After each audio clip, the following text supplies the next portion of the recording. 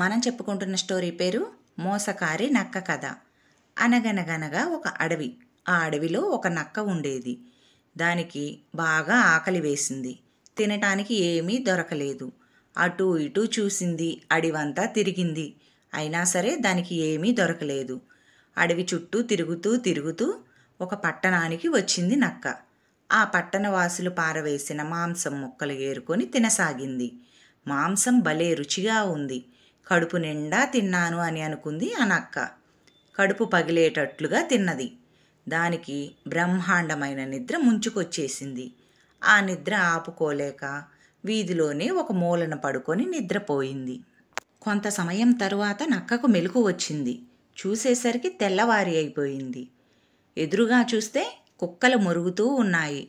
వాటిని చూసేసరికి నక్కకు చాలా భయం వేసింది. అడవిలోకి వెళ్ళిపోవాలి అని అనుకుంది. ఒకవేళ కుక్కలు నా మీద పడిపోతే నన్ను కరిచి చంపేస్తాయని భయపడిపోయింది. ఎంత ఆలోచించినా దానికి వెనక్కు వెళ్ళే దారి గుర్తుకు రాలేదు. కుక్కల కంటపడకుండా ఎలాగో తప్పించుకొని దారి వెంట వెళ్తూ ఉండంగా నక్కకు గుడిలో పూజ చేయటానికి వెళ్తున్న ఒక బ్రాహ్మణుడు కనిపించాడు. అయ్యా, నేను తోవ మరిచిపోయాను. అడవికి వెళ్ళే దారి చూపండి. మంచి బహుమానమిస్తాను మీకు అని అంది ఆ నక్క. తెలివి తక్కువ బ్రాహ్మణుడు జిత్తులు మారి నక్క మాటలు నమ్మాడు. తోవ చూపించటానికి ఒప్పుకొని అడవి దారి పట్టాడు. నక్క అతని వెంటే వెళ్ళింది. ఆ బ్రాహ్మణుడు నక్కను అడవికి తీసుకొని వచ్చాడు. నక్క చాలా సంతోషించింది.